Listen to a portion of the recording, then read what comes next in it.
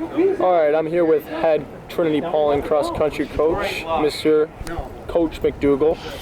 And for starters, how long have you been the head coach for cross-country? This is my second year. Okay. I was the assistant coach when I came in 1994 and worked with Mr. Carpinello from 1994 until last year. Awesome.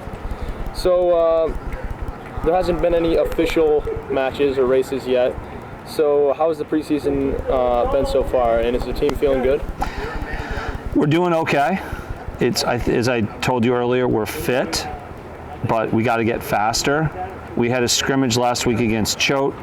Loomis was there, Exeter was there. Guys ran well, but we have to get faster.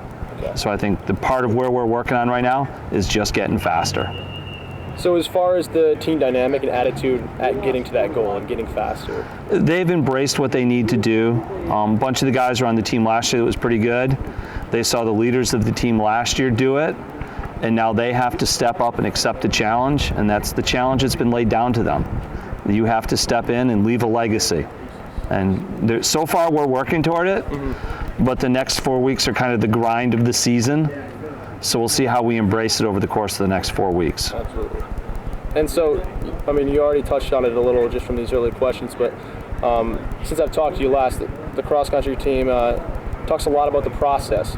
So can you elaborate a little bit more on that and how it goes into your training and how it has in the season? What we refer to the process as how to become successful. You got to get fit, you have to run fast, and you have to learn how to race. And so as we talked about earlier, fitness-wise, we're okay. We need to get faster, and starting this weekend, we'll embark upon the process of how to race.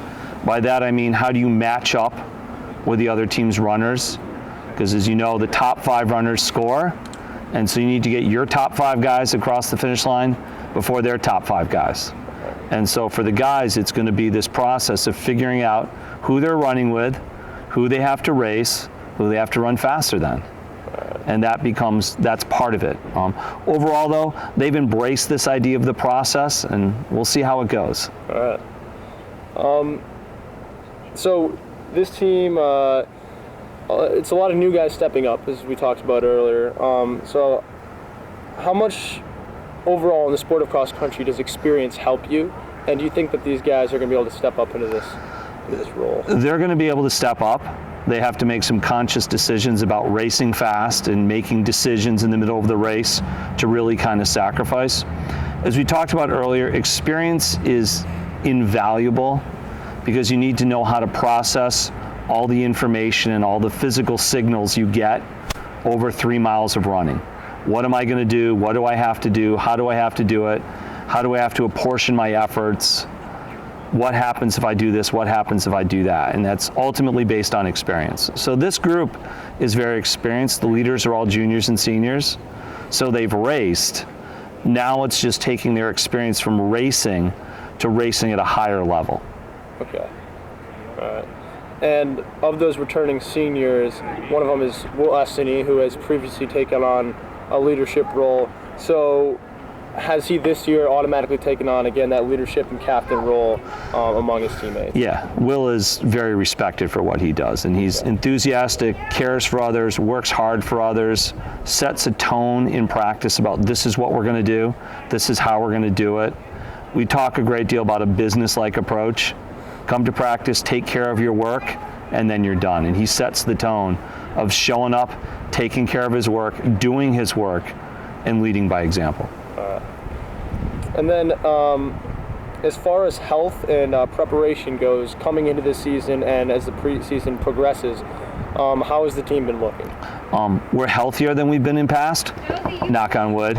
It's really becomes a battle now for shin splints.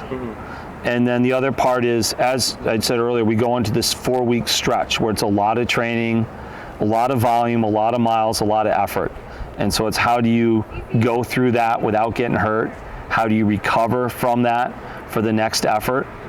So far we're doing okay, but we'll see over the course of the next 4 weeks. But as I told you earlier, we began the season fitter than we have in the past. Right. Kids ran more over the summer. Kids are more prepared to run. Now it's just taking that, being prepared to run, and converting it into running fast. Right. And so that first contest will be this weekend against Avon and Salisbury. Yep. Right. All right, that's all we have for today, so thank you very much. Okay, thank you.